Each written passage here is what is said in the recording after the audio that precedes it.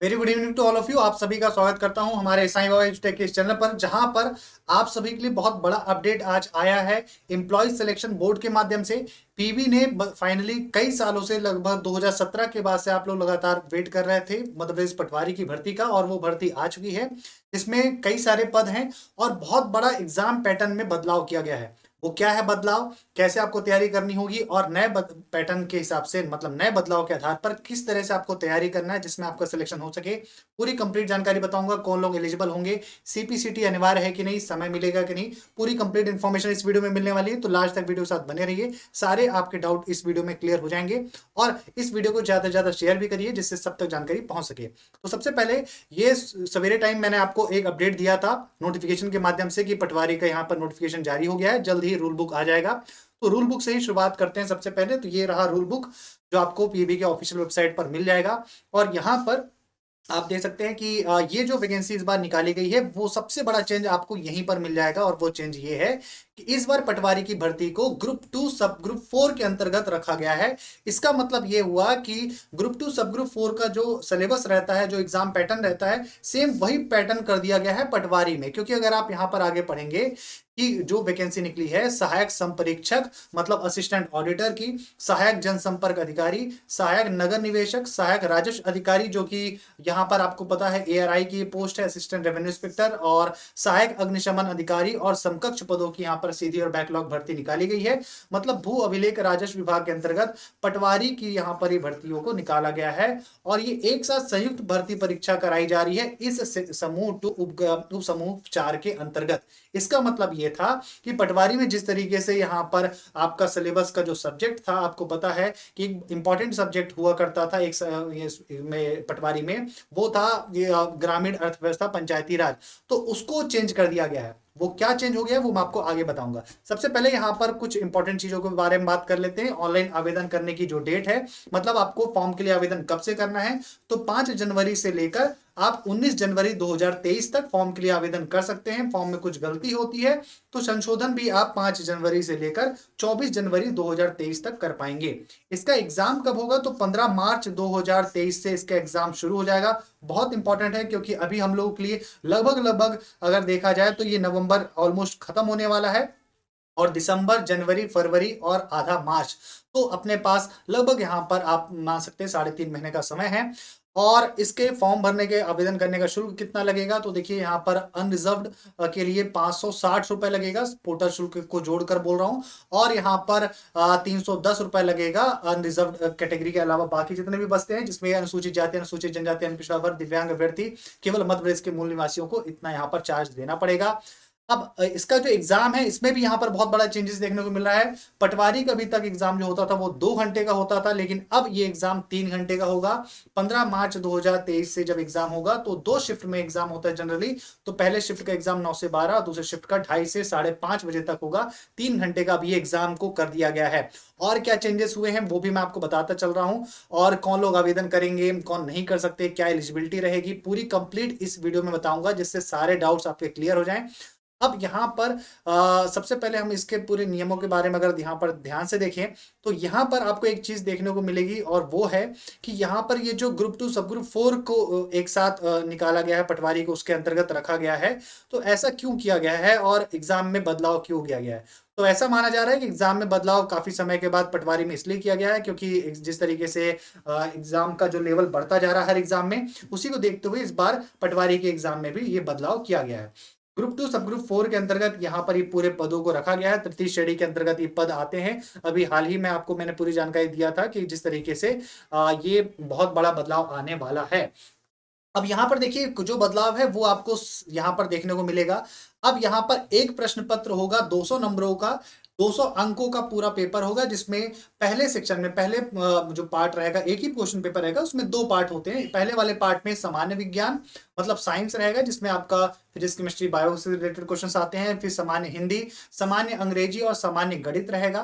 तो ये हो गया पहला सेक्शन। जो दूसरा सेक्शन रहेगा उसमें सामान्य ज्ञान एवं अभिरुचि, ये पूरा आपका रीजनिंग एबिलिटी वाला क्वेश्चंस आ जाएगा, सामान्य कंप्यूटर ज्ञान, सामान्य तार्किक योग्यता, ये पूरा आपका आ जाएगा, और सामान्य प्रबंधन। अब बहुत इंपॉर्टेंट है ये मैनेजमेंट, क्योंकि ये मैनेजमेंट का जो सब्जेक्ट है वो जनरली ग्रुप 2 सब ग्रुप 4 में रहता था, और लेकिन ये पटवारी में नहीं होता था। पटवारी में इसी के जगह में आपको पता है ग्रामीण अर्थव्यवस्था पंचायती राज होता था, लेकिन अब इसको ग्रुप 2 सब ग्रुप 4 एग्जाम कंडक्ट करवा रहा है, तो सारे का सारा सब्जेक्ट का पूरा यहाँ पर वैसे का वैसा ही है ग्रुप 2 सब ग्रुप 4 के हिसाब से। तो पटवारी के लिए भी अब आपको यही पढ़ना पड़ेगा। 100 नंबरों का टोटल यहाँ पर ये अंक रहेगा, 200 अंकों का 200 प्रश्न रहेंगे, कोई भी निगेटिव मार्किंग नहीं रहेगी। ठीक है, निगेटिव मार्किंग के लिए कोई भी बदलाव नहीं किया गया है। तो कुल मिलाकर आपको समझ में आ रहा होगा कि अब यहाँ पर मैनेजमेंट जो सब्जेक्ट है, सामान्य प्रबंधन, बहुत इंपॉर्टेंट है। आपको पता है कि मैंने ग्रुप 2 सब ग्रुप 4 इसके पहले 2 बार इसकी तैयारी करवाए हैं, जिसमें पूरा कंप्लीट मैनेजमेंट का कोर्स भी आपको मिलता है। इसकी पूरी प्लेलिस्ट बनी हुई है यूट्यूब पर फ्री में, पूरा आप वहां पर देख सकते हैं। डिटेल्स में इसकी क्लासेस जल्दी शुरू करेंगे अपन, यहाँ पर पहले तारीख से शुरू हो जाएगी, जिसमें कंप्लीट मैनेजमेंट का कोर्स आपको दोनों भाषाओं में, इंग्लिश और हिंदी भाषाओं में आपको मिलेगा साईं बाबा एजुटेक एप्लीकेशन पे। तो एप्लीकेशन आप लोग डाउनलोड कर लेना, वहां पर आपको सारा कोर्सेज कंप्लीट मिलेगा केवल 999 में। मतलब एक बार आपको फीस पे करना है 999, और जो आर्थिक रूप से संपन्न नहीं है तो उनके लिए भी हमने यहाँ पर डिस्काउंट लेकर आए हैं, तो उनको डिस्काउंट प्राइस में मिल जाएगा। तो आपको इस सभी के लिए क्या करना है, व्हाट्सएप दिया गया व्हाट्सएप नंबर है, उस व्हाट्सएप नंबर में संपर्क करना होगा। ठीक है, 8770662254, इस व्हाट्सएप नंबर पे आप मैसेज कर सकते हैं। चलिए आगे बढ़ते हैं, आगे हम लोग जान लेते हैं और इसके बारे में कि कौन से लोग आवेदन कर सकते हैं, कौन नहीं कर सकते। तो देखिए यहाँ पर कुछ चीजें बताई गई है, वो ये कि यहाँ पर अभ्यर्थियों ने जो भी संबंधित विभाग है वो उसके लिए आपको आवेदन करना है अगर, तो आपके पास स्नातक उपाधि उत्तीर्ण होना चाहिए। ठीक है, यहाँ पर देखिए क्लियर बोल रहा है उत्तीर्ण होना चाहिए, इसका मतलब ये है कि कोई भी फाइनल ईयर में है या रिजल्ट नहीं आया है तो वो नहीं चलेगा। यहाँ पर आपका रिजल्ट आ जाना चाहिए, जब फॉर्म की डेट भरने की जो डेट है जनवरी में, तब तक अगर आपका रिजल्ट आ जाएगा तो आप एलिजिबल हैं। ठीक है, तो यहाँ पर विशेष रूप से आपको ध्यान देना होगा अगर आप एलिजिबल नहीं है तो। आयु सीमा की बात करें तो यहाँ पर देखिए एज का क्राइटेरिया भी देख लीजिए, कोविड की वजह से कुछ एज में छूट भी मिली है, तो यहाँ पर 18 वर्ष है कम से कम, अधिकतम उम्र 40 वर्ष रहेगी अनरिजर्व्ड के लिए। वहीं पर बाकी जितने बचते हैं अनुसूचित जाति जनजाति पिछड़ा वर्ग विभाग निगम मंडल और स्वशासी संस्था के होमगार्ड के कार्यरत शासकीय सेवक और महिला अभ्यर्थी सारी जितने भी, चाहे वो अनरिजर्व कैटेगरी की हो या फिर वो मतलब रिजर्व कैटेगरी की हो, उन सभी के लिए आयु सीमा 45 वर्ष तक अधिकतम रहेगी। और ये जो कैलकुलेशन किया जाएगा एज का, वो किया जाएगा चालू वर्ष की 1 जनवरी की स्थिति में, मतलब 1 जनवरी 2023 के हिसाब से आपको ये आयु की गणना करना है। तो यहाँ पर आपको ये इंपॉर्टेंट है कि कोविड 19 की वजह से यहाँ पर जो 3 वर्षों का रिलैक्सेशन जो है वो दिया गया है, इस वजह से यहाँ पर आपको उम्र का क्राइटेरिया के जो अधिकतम जो सीमा है वो यहाँ पर आपको देखना है कि ये कितना अधिकतम हो जाती है। ठीक है, तो विशेष रूप से यहाँ पर आपको ये 3 वर्ष की जो छूट है वो यहाँ पर दी जाती है। अब आगे बढ़ते हैं, अब यहाँ पर आप देख सकते हैं वही सेम चीज लिखा है 18 से 40 वर्ष अनरिजर्व के लिए, बाकी के लिए 18 से 45। हाँ, अब यहाँ पर एक नोट दिया है, वो ये दिया है कि सभी पदों के लिए अभ्यर्थियों को मध्य प्रदेश राज्य के रोजगार कार्यालय में जीवित पंजीयन होना अनिवार्य है। तो आप सभी को पता है कि जीवित पंजीयन कौन करा सकता है रोजगार कार्यालय में, तो वो आपका होना चाहिए, नहीं है तो आप करवा लीजिए, ऑनलाइन होता है। और इसके बाद अब आगे बढ़ते हैं और यहाँ पर कुछ और इम्पोर्टेंट जो एस्पेक्ट्स हैं उसके बारे में देख लेते हैं, फिर मैं आपको बुक्स के बारे में बताऊंगा किस तरह से प्रिपरेशन करना है। ये जो नया एग्जाम पैटर्न है तो इसमें क्या क्या बदलाव होगा, और एग्जाम पैटर्न के हिसाब से भी, और जो नई एग्जाम एजेंसी भी आई है उसके आधार पर आप लोगों को क्या क्या ऐसे चेंजेस हैं जो इंपॉर्टेंट हैं, उस पर भी हम लोग चर्चा करेंगे। लेकिन अभी फिलहाल आगे यहाँ पर मैं आपको जो इम्पोर्टेंट पूरी चीजें आई है वो उसके बारे में बता देता हूँ। एक और यहाँ पर एक चीज आपके लिए जानना बहुत जरूरी है, और वो ये कि इस एग्जाम में जितनी भी चीजें आप लोग को देखने को मिलेगी वो नए लेवल से हिसाब से देखने को मिलेगी, क्योंकि ग्रुप 2 सब ग्रुप 4 के अंतर्गत पहली बार ऐसा किया जा रहा है कि पटवारी को अटैच किया गया है, यहाँ पर राजस्व अधिकारी जो है उनको भी ऐड किया गया है, तो ये पहली बार ऐसा होने जा रहा है। तो इसलिए विशेष रूप से आपको यहाँ पर ध्यान देना होगा कि दोनों को एक साथ अगर यहाँ पर किया गया है तो क्या आपको चेंजेस देखने को मिलेगा। अब एक चीज़ और यहाँ पर आपको जानना ज़रूरी है कि इसके लिए बुक्स और सारी चीज़ें भी चेंजेस होगी और हम नए एग्ज़ाम पैटर्न के हिसाब से, इसलिए अभी जो आज 22 तारीख है, 7-8 दिन का जो समय माँगा गया है, वो इसलिए क्योंकि हम लोग यहाँ पर नए एग्ज़ाम पैटर्न के हिसाब से सारी चीज़ों को रिवाइज़ करके सारी चीज़ों को अपडेट कर देंगे, जिससे आपकी तैयारी 1 तारीख से कंप्लीट नए सिलेबस के हिसाब से शुरू कर दी जाएगी। ठीक है? तो लगभग हमारे पास 7 से 8 दिन का समय है। उसमें सारी चीज़ें अपडेट हो जाएँगी, जिससे आपको नए सिलेबस के हिसाब से नई चीज़ें आपको देखने को मिले। और यहाँ पर कुछ चीज़ें हैं, मैं देख लेता हूँ। देखिए, वेतनमान की अगर बात की जाए तो यहाँ पर अलग-अलग ऐज के हिसाब से अलग-अलग पद के हिसाब से आपको अलग-अलग वेतनमान रहेगा, जो मैं आपको बताता चलूँगा। और वेतनमान का जो नियम है 70%, 80%, 90% वो वही रहेगा। पहले साल में 70% मिलेगा, सेकंड ईयर में 80% और तीसरे साल में 90%, चौथे साल से पूरी सैलरी मिलना शुरू होगी। ठीक है? अब यहाँ पर सीधी भर्ती और संविदा को एक साथ समझ लेते हैं। तो देखिए, सीधी भर्ती जो है वो 3,225 है टोटल, जितने भी पद हैं उन सभी को मिलाकर, जिसमें से 1,161 है अनारक्षित के लिए, ईडब्ल्यूएस के लिए 251 है, 417 अनुसूचित जाति के लिए, अनुसूचित जनजाति के लिए 648 और 748 ओबीसी कैटेगरी के लिए है। वहीं पर संविदा की 26 पद है, अनारक्षित के लिए 6 हैं, ईडब्ल्यूएस अनुसूचित जाति के लिए 12, 15 है, अनुसूचित जनजाति और अन्य पिछड़ा वर्ग के लिए 21, टोटल 80 पोस्ट हैं। तो लगभग यहाँ पर 3,555 पोस्ट हैं, अगर दोनों को जोड़ देते हैं तो इस तरीके से यहाँ पर आपको देखना होगा। वहीं पर बैकलॉग के 250 पद हैं, और जिसमें बैकलॉग में अनारक्षित और ईडब्ल्यूएस में कोई भी सीट नहीं है। अनुसूचित जाति की 89, अनुसूचित जनजाति के 111 और 50 है अन्य पिछड़ा वर्ग की बैकलॉग पोस्ट, ये भी ऐड हो जाएगी। अब यहाँ पर विभाग वाइज अगर आप देखें तो हर विभाग की किस विभाग में किस पद पर ये भर्ती दी गई है, वो आप यहाँ पर देख सकते हैं। इसका डिटेल्स में आपको मिल जाएगा पीडीएफ, उसमें आपको सारी चीज़ें मिल जाएगी। लेकिन हमारे लिए जो इंपॉर्टेंट है वो हम देख लेते हैं, और वो है इंपॉर्टेंट कैटेगरी वाइज किस किस पद में कितनी कितनी वैकेंसीज हैं, तो वो यहाँ पर देख लेते हैं। यहाँ पर देखिए, हर अलग अलग विभागों को एक साथ बताया, तो हमको विभाग वाइज नहीं देखना है, हम लोग देख लेते हैं कैटेगरी वाइज। ठीक है? तो किस कैटेगरी में कितने पोस्ट है वो अपने देख लेते हैं, और वही हमारे लिए इंपॉर्टेंट है। और यहाँ पर काफ़ी अच्छे पद दिए गए हैं, लेकिन मुझे ऐसा लग रहा है कि कुछ ऐसे पद हैं जो और ज़्यादा दिए जाने चाहिए थे। तो देखते हैं। यहाँ पर आप देख सकते हैं कि श्रेणीवार यहाँ पर सारी चीज़ों को बताया गया है कि कितने कितने यहाँ पर पद दिए गए हैं। वही सेम, जैसे मैंने आपको बताया, 3,555 ये टोटल पद है, और इसको डिस्ट्रीब्यूट किया गया है। अब यहाँ पर हम लोग आ जाते हैं एक एक करके, और सारे की क्वालिफिकेशन के हिसाब से बात करेंगे। देखिए, सबसे पहले यहाँ पर जो सीधी भर्ती पोस्ट कोड देख सकते हैं, अनुवादक। ठीक है? 15 पोस्ट है अनुवादक पोस्ट के लिए। अब ये इसके लिए क्या है, कैटेगरी वाइज आप दे सकते हैं सीट्स, तो यहाँ पर सीट्स का डिस्ट्रीब्यूशन आपको मिल जाएगा। मैं बता देता हूँ आपको, वेतनमान 32,800 से लेकर 1,03,600 रुपए सैलरी रहेगी। और क्या होना चाहिए क्वालिफिकेशन, विधि में आपको ग्रेजुएशन होना चाहिए, लॉ में आपको ग्रेजुएशन होना चाहिए, हिंदी साहित्य या अंग्रेजी साहित्य में स्नातकोत्तर मतलब पीजी होना चाहिए, जिसमें स्नातक स्तर पर आपको हिंदी स्नातकोत्तर अभ्यर्थी के लिए अंग्रेजी विषय में स्नातक होना आवश्यक है। मतलब ग्रेजुएशन में हिंदी या अंग्रेजी विषय में स्नातक होना चाहिए, और उसी का पीजी होना चाहिए, तो आप इसके लिए आवेदन कर सकते हैं। अगर ये दोनों क्वालिफिकेशन आपके पास नहीं है, तो यहाँ पर एक और ऑप्शन है आपके पास, और वो ऑप्शन है यहाँ पर सेकंड, मतलब सेकंड वाली क्वालिफिकेशन के लिए एक ऑप्शन है आपके पास कि अंग्रेजी साहित्य में स्नातकोत्तर के लिए आपके पास हिंदी साहित्य विषय में स्नातक होना आवश्यक है। ठीक है? तो ये हो गया पहली क्वालिफिकेशन, ये दूसरी क्वालिफिकेशन। और तीसरी क्वालिफिकेशन कंप्यूटर में ज्ञान, जिसके लिए आपको मान्यता प्राप्त संस्था से डिग्री या डिप्लोमा, मतलब जैसे डीसीए पीजीडीसीए होता है, वो आपके पास होना चाहिए, तो आप इसके लिए एलिजिबल रहेंगे। अगली जो भर्ती है सहायक ग्रंथपाल की है, जिसमें यहाँ पर टोटल 4 पद हैं, और इसके लिए 28,700 वेतनमान रहेगा, से लेकर मतलब 28,700 से लेकर 91,300 रुपए तक वेतनमान रहेगा। लाइब्रेरी साइंस में आपको मतलब डिग्री होना चाहिए या फिर डिप्लोमा होना चाहिए। कंप्यूटर ज्ञान में डिग्री या डिप्लोमा अनिवार्य है, तो ये दो आपकी क्वालिफिकेशन यहाँ पर लगेगी इस पोस्ट के लिए। अगली जो पोस्ट है वो है ग्रंथालय सहायक की।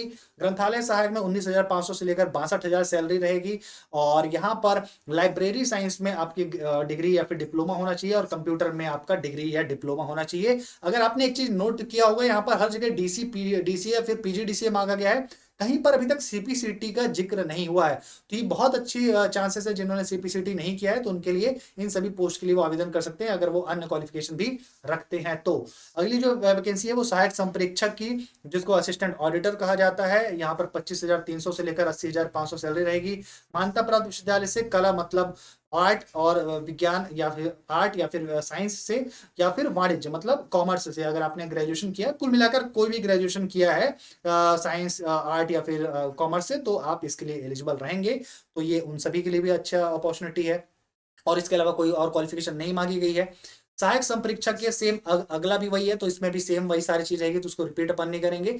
दूसरी पोस्ट जो है वो देख लेते हैं। अगली जो पोस्ट है जनसंपर्क से है, सहायक जनसंपर्क अधिकारी। तो इसके लिए क्या है, 36,200 रुपए से लेकर 1,14,800 सैलरी रहेगी। किसी भी मान्यता प्राप्त विश्वविद्यालय में स्नातक कोई भी ग्रेजुएशन अगर आपने किया है तो चलेगा, और माखनलाल चतुर्वेदी राष्ट्रीय पत्रकारिता विश्वविद्यालय संस्थान या फिर किसी अन्य मान्यता प्राप्त विश्वविद्यालय से पत्रकारिता में डिप्लोमा होना चाहिए। तो अगर आपने जो जर्नलिज्म में डिप्लोमा किया तो आप इसके लिए एलिजिबल रहेंगे। इसके बाद प्रचार सहायक ग्रेड 2 में अगर देखा जाए तो यहाँ पर आपके पास 22,100 से लेकर 70,000 रुपए यहाँ पर आपके पास सैलरी रहेगी। किसी भी मान्यता प्राप्त विश्वविद्यालय से स्नातक होना चाहिए, कोई भी ग्रेजुएशन चलेगा। किसी मान्यता प्राप्त संस्था का डीटीपी में प्रमाण पत्र होना चाहिए, तभी आप इसके लिए आवेदन कर पाएंगे। अगली जो पोस्ट है अनुवादक की, तो इसको बता चुके हैं तो इसको रिपीट नहीं करेंगे। वही है, आपका एक विषय में अंग्रेजी के साथ आपको स्नातक अनिवार्य है, ठीक है, तो वो आप ध्यान रखिएगा।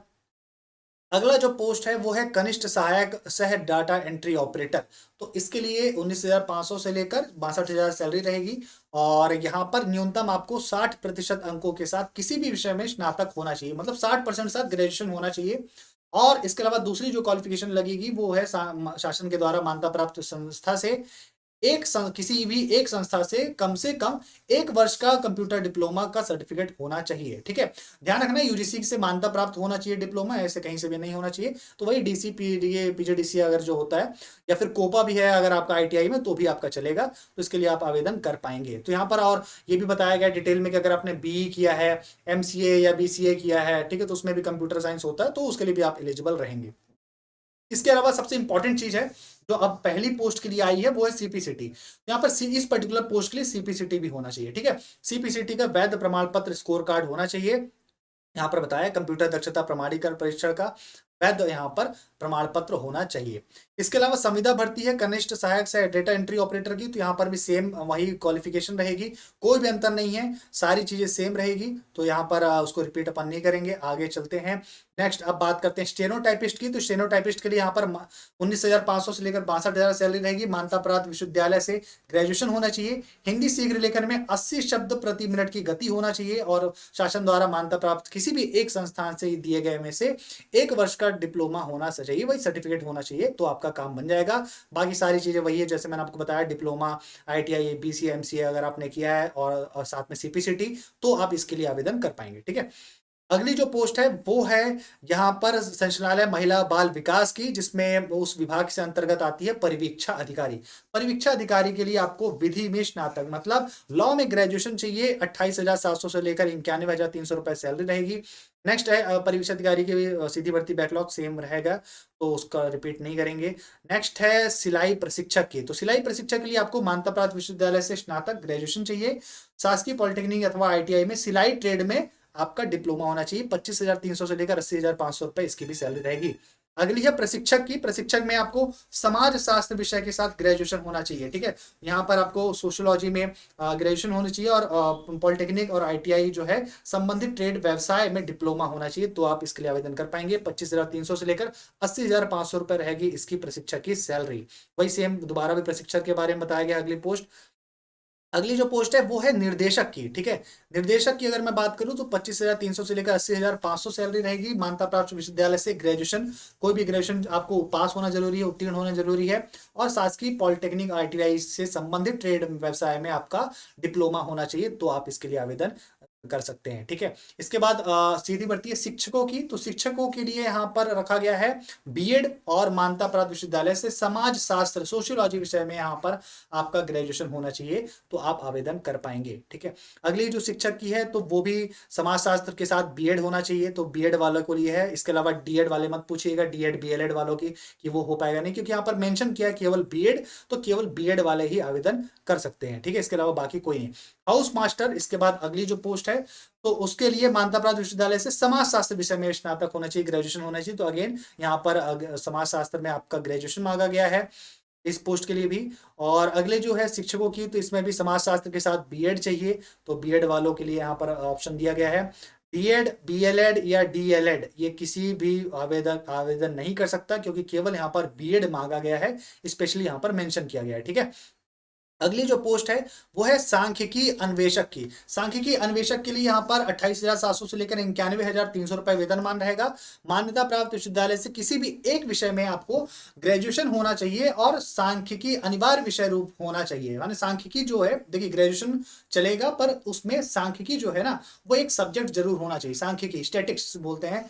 तो यहाँ पर गणित, वाणिज्य, समाजशास्त्र, सामाजिक कार्य, अर्थशास्त्र, इन सभी विषयों में से कोई एक विषय बहुत इंपॉर्टेंट है, आपका रहना चाहिए, ठीक है, विषय के रूप में। तो मान्यता प्राप्त, इसके अलावा मान्यता प्राप्त सांस्कृतिक संस्था से कंप्यूटर एप्लीकेशन में कम से कम डिप्लोमा होना चाहिए, तो वही डीसीए पीजीडीसीए होना चाहिए, तो आप इसके लिए आवेदन कर पाएंगे। इसके अलावा शासकीय सांख्यिकी अन्वेषक में 28,700 से लेकर 91,300 रुपए सैलरी रहेगी। बाकी सेम क्वालिफिकेशन सेम है, सेम पद के लिए। आगे बढ़ते हैं, नेक्स्ट क्वालिफिकेशन, नेक्स्ट पद की बात करते हैं, कार्यक्रम अधिकारी। कार्यक्रम अधिकारी के लिए यहाँ पर क्या क्वालिफिकेशन लगेगी? 26,250 रुपए सैलरी रहेगी। मान्यता प्राप्त विश्वविद्यालय से समाज कार्य, समाजशास्त्र, बाल विकास, मानवाधिकार, लोक प्रशासन, मनोविज्ञान, मनोचिकित्सा, कानून, लोक स्वास्थ्य, सामुदायिक संसाधन, इसमें आपका स्नातकोत्तर डिग्री, इनमें से किसी में अगर आपका पास पीजी है तो आप इसके लिए आवेदन कर सकते हैं। या फिर मान्यता प्राप्त विश्वविद्यालय से समाज कार्य, समाजशास्त्र, बाल विकास, मानवाधिकार, लोक प्रशासन, मनोविज्ञान, मनोचिकित्सा, कानून, स्वास्थ्य, सामुदायिक संसाधन प्रबंधन, इसमें आपके पास ग्रेजुएशन के साथ में महिला और बाल विकास विभाग, समाज कल्याण विभाग से संबंधित होना चाहिए। पर या फिर मान्यता प्राप्त संस्था से परियोजना निर्माण, कार्यान्वयन, निगरानी और पर्यवेक्षण में 2 साल का अनुभव होना चाहिए, तो आप आवेदन कर सकते हैं। तो ये या के साथ दिया, अथवा तो ये पहला वाला क्वालिफिकेशन अगर आपके पास है तो आवेदन कर सकते हैं, लेकिन साथ में आपको ध्यान रखना होगा सीपीसीटी चाहिए आपको, ठीक है। कार्यक्रम सहायक सेम अगेन यहाँ पर क्वालिफिकेशन रहने वाली है, ग्रेजुएशन चाहिए समाजशास्त्र में और हिंदी अंग्रेजी टाइपिंग के साथ में आपके पास सीपीसीटी होना चाहिए, ठीक है। इसके बाद अगला जो पद है वो विधि सह परिवीक्षा अधिकारी। विधि सह परिवीक्षा अधिकारी के लिए आपके पास एलएलबी लगेगा, ठीक है। एलएलबी के साथ में यहाँ पर 2 साल का अनुभव महिला और बाल विकास अधिकार के क्षेत्र में विधिक वाले काम को करते हुए, तो आप इसके लिए आवेदन कर पाएंगे। संरक्षण अधिकारी संस्थानिक देखभाल के यहाँ पर जो पोस्ट है उसके लिए 21,000 सैलरी है। मान्यता प्राप्त विश्वविद्यालय से समाज कार्य, समाजशास्त्र, बाल विकास, सेम यहाँ पर जो क्वालिफिकेशन बताया था 2 वर्ष के अनुभव वाली, सेम यहाँ पर क्वालिफिकेशन रहने वाली है, तो आप इसके लिए आवेदन कर पाएंगे। अगली जो पोस्ट है उसकी हम बात कर लेते हैं। जो नेक्स्ट पोस्ट है वो है संरक्षण अधिकारी गैर संस्थानिकी। तो सेम यहाँ पर भी वही पोस्ट है, same post, same qualification.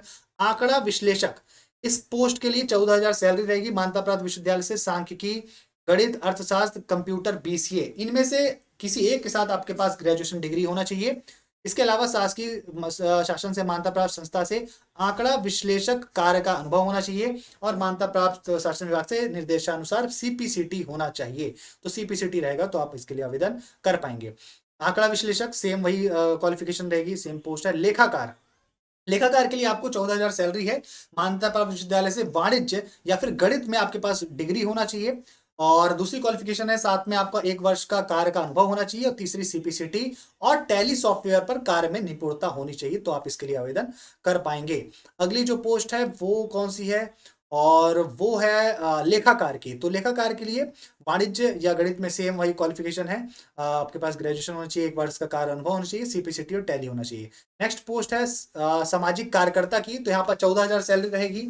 Graduation होना चाहिए समाज कार्य, समाजशास्त्र में, सामाजिक विज्ञान में स्नातक और सामाजिक कार्य का अनुभव होना चाहिए और सीपीसीटी साथ में होना चाहिए, तो आप इसके लिए आवेदन करेंगे पाएंगे। तो यहाँ पर विशेष रूप से आपको ध्यान रखना है, सीपीसीटी जिनके पास नहीं है तो उनके लिए 3 वर्ष का समय दिया गया है, आप सीपीसीटी कंप्लीट कर सकते हैं। इस बार 3 सालों का समय आपको दिया गया है, तो ये भी बहुत अच्छी बात है। 3 वर्ष आपको ज्वाइनिंग मिल जाएगी, 3 वर्ष का आपको यहाँ पर वेट करना पड़ेगा। 3 मतलब ज्वाइनिंग मिल जाएगी और ज्वाइनिंग मिलने के 3 वर्ष के अंदर आपको पास करना होगा। अगर आप पास कर लेते हैं तो आपका जॉब कंटिन्यू रहेगी और अगर नहीं कर पाएंगे तो कंटिन्यू नहीं रह पाएंगे, ठीक है।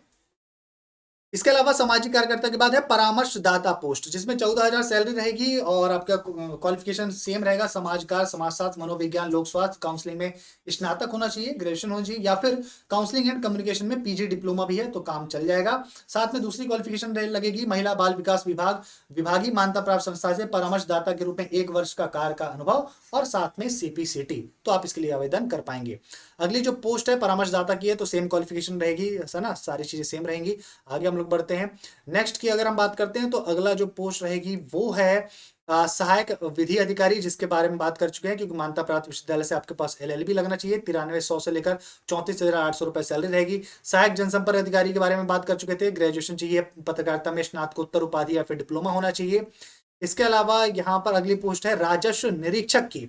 तो यहाँ पर राजस्व निरीक्षक के लिए यहाँ पर देखिए बताया गया कि मान्यता प्राप्त विश्वविद्यालय से आपके पास स्नातक उपाधि होना चाहिए, ग्रेजुएशन होना चाहिए और LSGD डिप्लोमा और कंप्यूटर की दक्षता होनी चाहिए। तो ये क्वालिफिकेशन लगेगी आपको इस पोस्ट के लिए। अगली जो पोस्ट है सहायक सामुदायिक विकास संगठन की, इसके लिए 9300 से लेकर 34,800 रुपए वेतनमान रहेगा। मान्यता प्राप्त विश्वविद्यालय से ग्रेजुएशन एवं समाज शास्त्र में MA और सामाजिक कार्य में स्नातकोत्तर उपाधि मतलब PG होना चाहिए। तो आप इसके लिए आवेदन कर पाएंगे। विशेष रूप से आपको ध्यान रखना होगा, आपको पास ग्रेजुएशन होना चाहिए, एक साथ में समाज शास्त्र में MA होना चाहिए। ठीक है, इसके बाद हम आगे चलते हैं और बात करते हैं कैशियर और सहायक लेखापाल की। तो यहाँ पर 5200 से लेकर 20,200 रुपए यहाँ पर सैलरी रहेगी। मान्यता प्राप्त विश्वविद्यालय से कॉमर्स विषय में आपका स्नातक और एवं कंप्यूटर प्रचालन का ज्ञान होना चाहिए। तो आप इसके लिए आवेदन कर पाएंगे। इसके बाद नेक्स्ट जो पोस्ट है वो है यहाँ पर सहायक क्रीड़ा अधिकारी। सहायक क्रीड़ा अधिकारी के लिए 36,200 से लेकर 1,14,500 रुपए का वेतनमान रहेगा। Bachelor of physical education BPEd जिसको बोलते हैं और खेल विशेष में राज्य का प्रतिनिधित्व किया हो, तो यहाँ पर ऐसे व्यक्तियों को यहाँ पर मौका मिलेगा। सहायक नगर निवेशक जो अगला पोस्ट है जिसमें 32,800 से लेकर 1,03,600 रुपए वेतनमान रहेगा। मान्यता प्राप्त संस्थान से नगर नियोजन में आपके पास ग्रेजुएशन मतलब उपाधि होना चाहिए। तो आप इसके लिए आवेदन कर पाएंगे। अगली जो पोस्ट है सहायक जनसंपर्क अधिकारी की, तो सहायक जनसंपर्क अधिकारी के बारे में सेम क्वालिफिकेशन रहेगी। सहायक लाइब्रेरियन की जो पोस्ट है 42,700 से लेकर 1,35,100 रुपए रहेगी, जिसमें मान्यता प्राप्त विश्वविद्यालय से बीलिब बीलिब आपके पास होना चाहिए, जिसको बैचलर ऑफ लाइब्रेरी कहते हैं। तो आप इसके आवेदन के लिए, इस पोस्ट के लिए आवेदन कर सकते हैं। नेक्स्ट जो पोस्ट है सहायक नगर निवेशक की, तो सेम प्रो यहाँ पर रहेगा, नगर नियोजन उपाधि। सहायक अतिक्रमण निरोधक अधिकारी, अतिक्रमण निरोधक अधिकारी के लिए 32,800 से लेकर 1,03,600 सैलरी रहेगी। मान्यता प्राप्त संस्था से नगर नियोजन में आपके पास उपाधि होना चाहिए।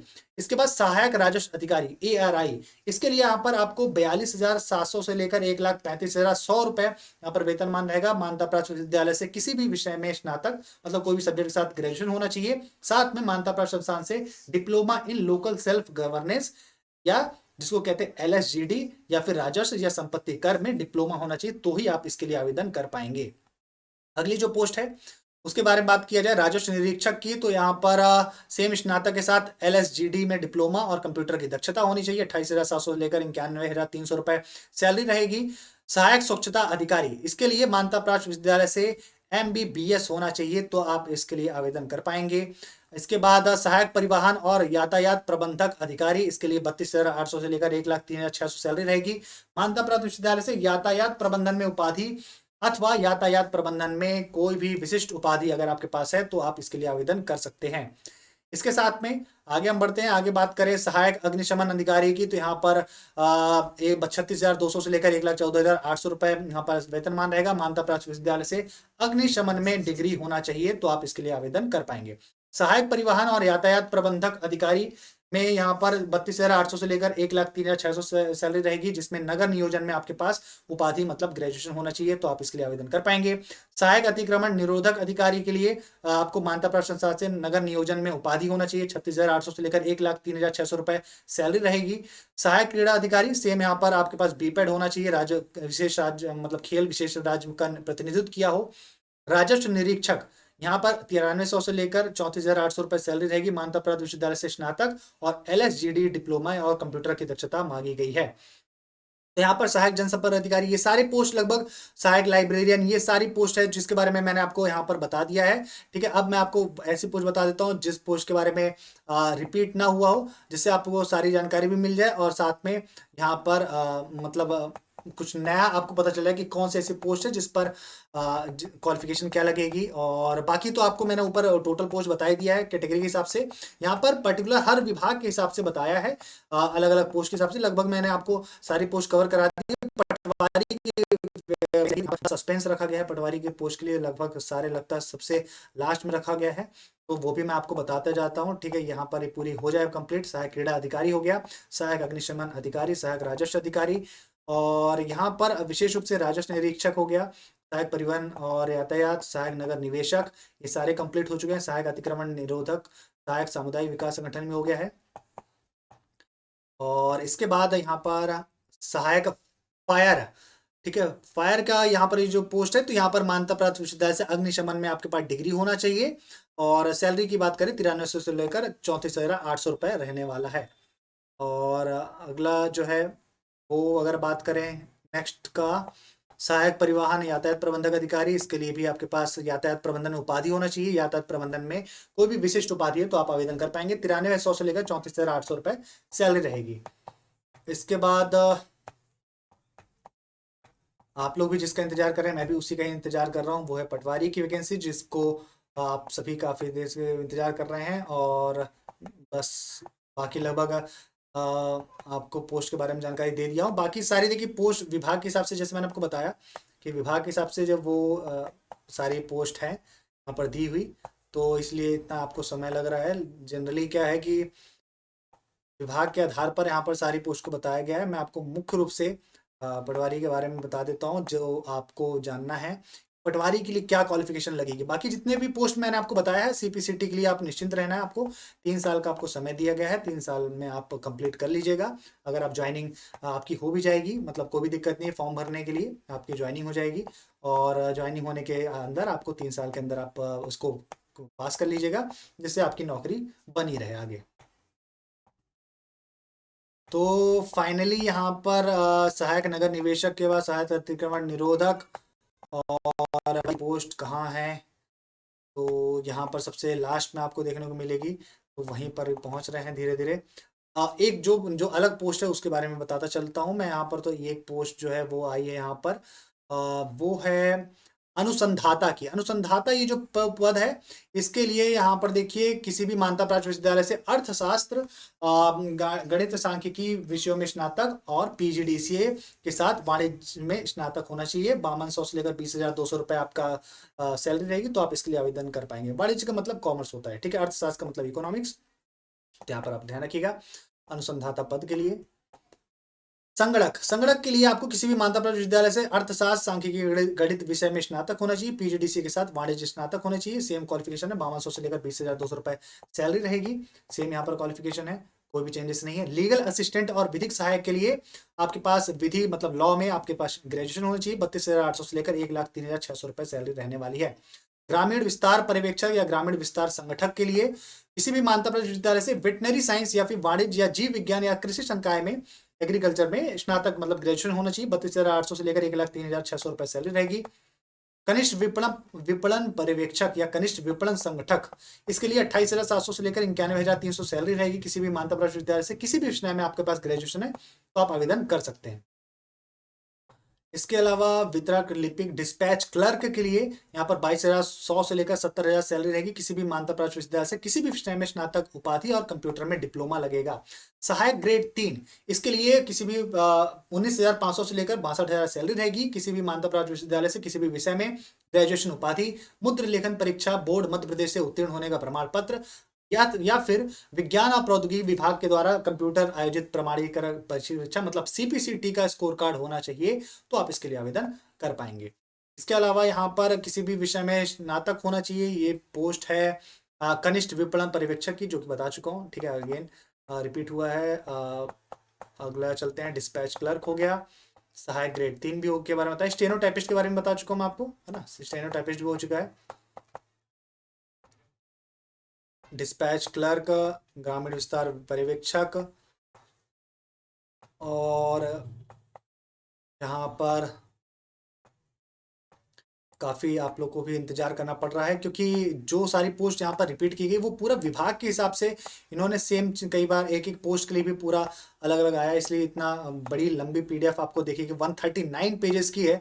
और पूरा 139 पेजेस को मैं यहाँ पर कंपाइल करके आपको एक बार मैं बता रहा हूँ, जिसमें आपको इंपॉर्टेंट इन्फॉर्मेशन मिल रही है। तो एक बार इस वीडियो को लाइक करके शेयर करिए सबके साथ, जिससे सब तक जानकारी पहुँच जाए।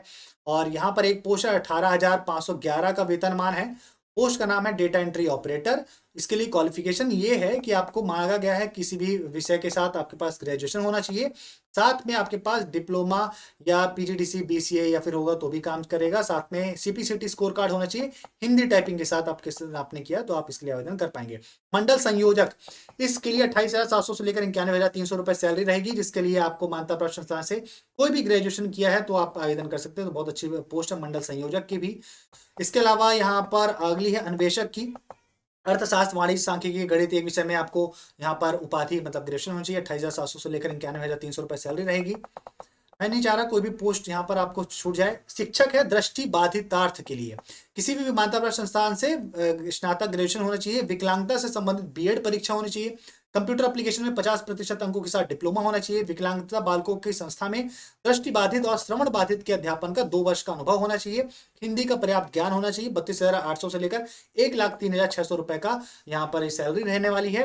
तो शिक्षक श्रवण बाधितार्थ के लिए बहुत अच्छा यहाँ पर अपॉर्चुनिटी है उन सभी के लिए। इसके बाद है समग्र सामाजिक सुरक्षा विस्तार अधिकारी, अगली जो पोस्ट 32,800 से लेकर 1,03,600 रुपए सैलरी रहेगी। किसी भी मान्यता प्राप्त विश्वविद्यालय से कला, विज्ञान या वाणिज्य में ग्रेजुएशन, कंप्यूटर एप्लीकेशन में 50% अंकों के साथ डिप्लोमा, हिंदी या फिर अंग्रेजी में पर्याप्त ज्ञान, तो आप इसके लिए आवेदन कर पाएंगे। इसके अलावा दिव्यांग अभ्यर्थियों के लिए कुछ पद दिए गए हैं जो कि है समग्र सामाजिक सुरक्षा विस्तार अधिकारी के लिए। तो यहाँ पर क्वालिफिकेशन बताई गई है, 32,800 से लेकर 1,03,600 सैलरी रहेगी। क्वालिफिकेशन वही किसी भी मान्यता प्राप्त विश्वविद्यालय से कला, विज्ञान, वाणिज्य में स्नातक किसी भी एक विषय के साथ, कंप्यूटर एप्लीकेशन में 50% अंकों के साथ डिप्लोमा, हिंदी या फिर अंग्रेजी का पर्याप्त ज्ञान होना चाहिए। ठीक है। इसके बाद कनिष्ठ लेखापाल है, जिसमें यहाँ पर स्नातक लेखा परीक्षा उत्तीर्ण, लेखा कार्य का 5 वर्ष का अनुभव लगेगा। 25,300 से लेकर 80,500 रुपए सैलरी रहेगी।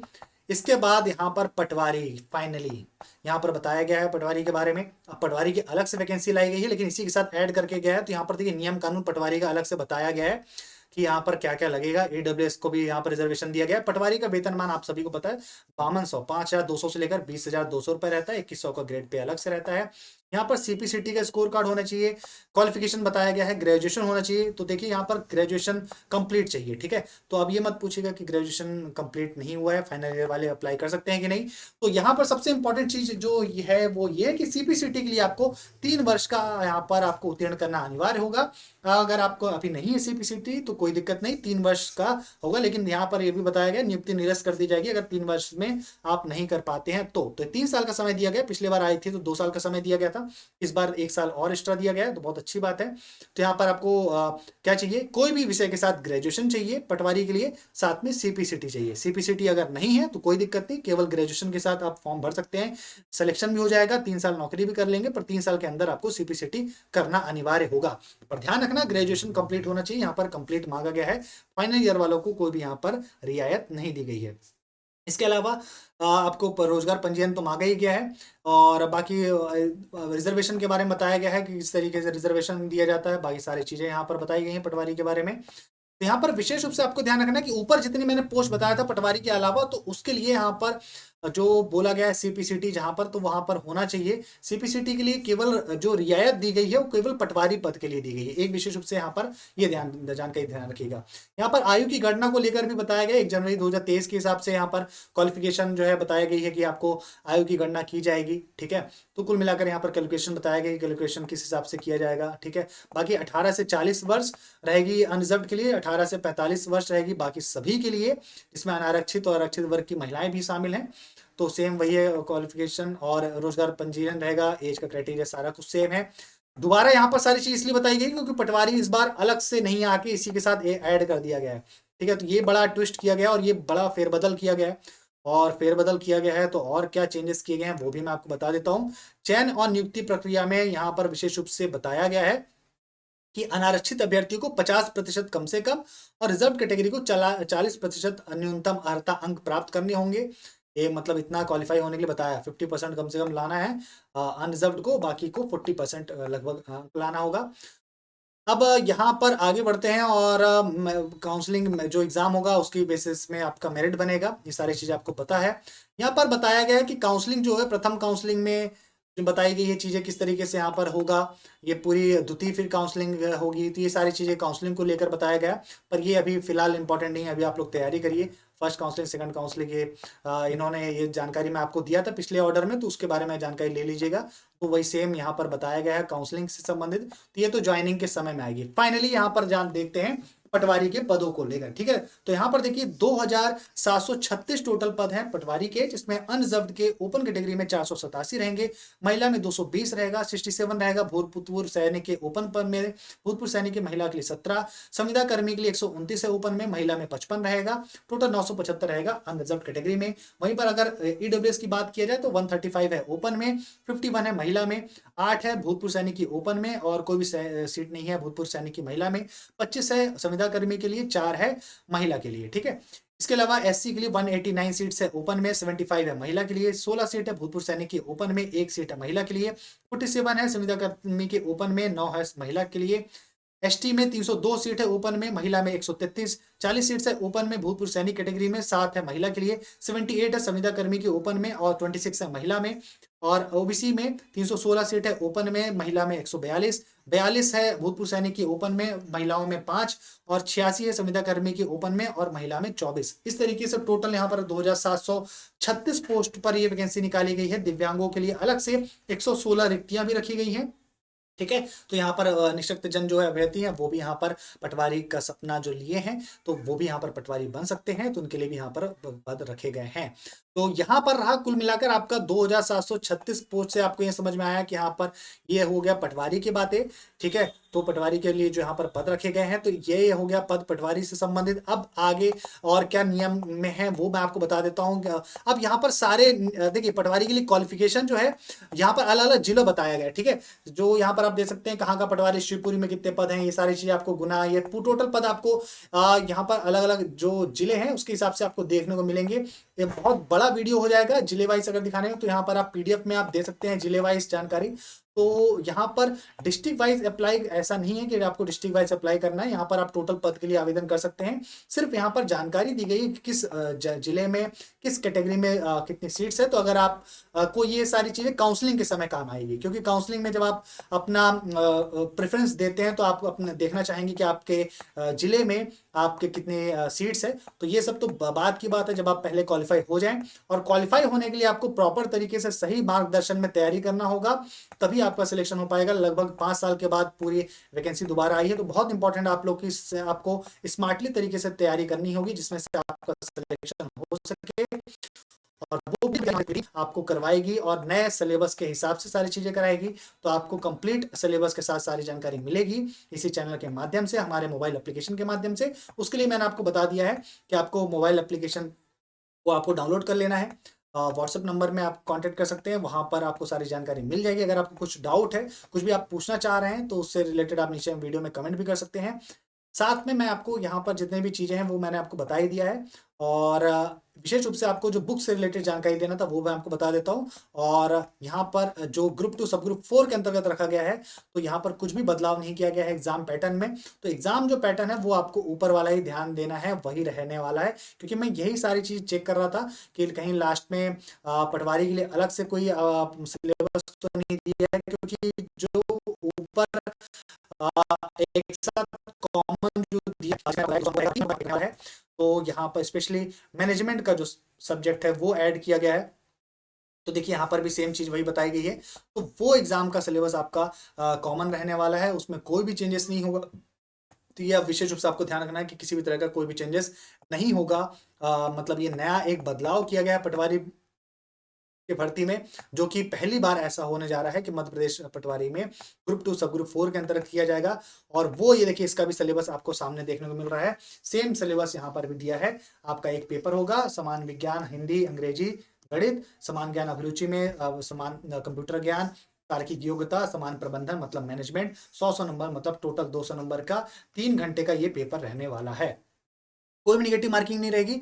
अब मैं आपको यहाँ पर इसके लिए तैयारी करने का पूरा तरीका बता देता हूँ, क्या स्ट्रेटेजी रहेगी। तो देखिए सबसे इंपॉर्टेंट ये है कि ग्रुप 2 सब ग्रुप 4 के हिसाब से, तो ग्रुप 2 सब ग्रुप 4 का जितने आप देख सकते हैं एग्जाम हुआ है, उसके पूरे लास्ट ईयर के क्वेश्चन पेपर आपको एप्लीकेशन में मिल जाएंगे हमारे। तो आपको वहां पर जाके लास्ट ईयर को क्वेश्चन पेपर उठा के तुरंत लगाना शुरू कर दीजिए, जिससे आपको एक एग्जाम पैटर्न समझ में आ जाए। जब आप एग्जाम पैटर्न को समझने का प्रयास करेंगे तो समझ में आएगा कि मैनेजमेंट जो है वो बहुत इंपॉर्टेंट रोल प्ले करता है सब्जेक्ट, क्योंकि इसी का ही जो 25 से 30 नंबर का जो क्वेश्चन आता है तो वो सिलेक्शन दिलाता है और सिलेक्शन रोकता है। ये बहुत की सब्जेक्ट रहेगा हमारे लिए, ठीक है, जिसकी आपको कंप्लीट तैयारी बहुत अच्छे से आपको हमारे मोबाइल एप्लीकेशन में मिल जाएगी। तो यहाँ पर आपको इस व्हाट्सएप नंबर दिए व्हाट्सएप नंबर में व्हाट्सएप करना है कुछ कोर्सेज से रिलेटेड ऑफर्स के लिए। केवल 999 में एक बार आपको फीस पे करना है। इसमें आपको कंप्लीट जानकारी मिलेगी, जिसमें आपको वीडियो लेक्चर्स मिलेंगे, मॉक टेस्ट पीडीएफ सब कुछ मिलेगा सारे सब्जेक्ट्स का। तो आपको ये सारी चीजें यहाँ पर मिल जाएंगी।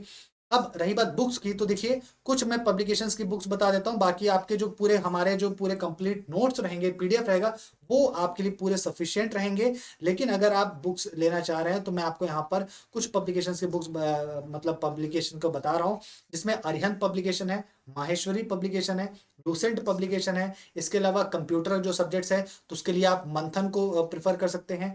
इसके अलावा जो करंट अफेयर्स होता है तो उसके लिए प्रतियोगिता दर्पण या फिर प्रतियोगिता संदर्भ, तो ये आपको बहुत अच्छी रहेगी, प्रतियोगिता संदर्भ या प्रतियोगिता दर्पण, ठीक है। इसके अलावा स्पीडी नाम की एक बुक आती है छोटी सी, ठीक, जनरली वो रेलवेज एग्जाम्स के लिए होती है लेकिन काफ़ी इफेक्टिव होती है। अगर आप उससे तैयारी करते हैं तो वो भी आपके लिए काफ़ी अच्छी रहेगी।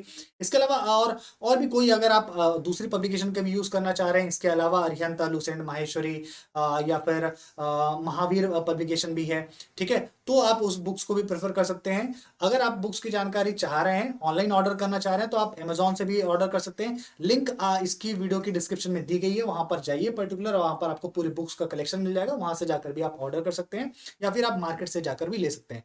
नहीं मिल रही लिंक या कुछ समस्या तो आप इस व्हाट्सएप नंबर में या फिर नीचे कमेंट करके मुझे बता सकते हैं। तैयारी कैसे करनी है, ऑनलाइन एग्जाम होता है। ऑनलाइन एग्जाम्स के लिए बहुत इंपॉर्टेंट है आपको समझना कि पहले क्या क्या सिलेबस है, किस तरीके से तैयारी करनी है। तो आपको लास्ट ईयर क्वेश्चन पेपर से तैयारी का समझ में आ जाएगा आइडिया कि किस तरीके से आपको तैयारी करना है क्वेश्चन पेपर के हिसाब से। ग्रुप 2 सब ग्रुप 4 का आपको पेपर देखना है, ना कि पटवारी का देखना है, ठीक है, क्योंकि पटवारी में कुछ सब्जेक्ट्स ईजी रहते हैं, कुछ ईजी क्वेश्चन आते हैं कुछ पर्टिकुलर सब्जेक्ट्स में, लेकिन ग्रुप 2 सब ग्रुप 4 का काफी अच्छा पेपर बनाया जाता है। तो आपको यहाँ पर विशेष रूप से वो चेंजेस देखना पड़ेगा, ठीक है। मैनेजमेंट जो है सामान प्रबंधन, तो ये नॉन कॉमर्स मतलब जो कॉमर्स से नहीं है उनको थोड़ा सा दिक्कत करता है। लेकिन अगर आप यहाँ से तैयारी करते हैं, आप हमारे माध्यम से, जिसकी लेक्चर्स आपको फ्री में भी इस यूट्यूब चैनल के प्लेलिस्ट में जाकर मिल जाएंगे, देख लीजिएगा। तो आप कोई भी नॉन कॉमर्स वाला भी बच्चा बहुत अच्छे से तैयारी कर सकता है, तो आप वहां से तैयारी करना शुरू कर सकते हैं, ठीक है।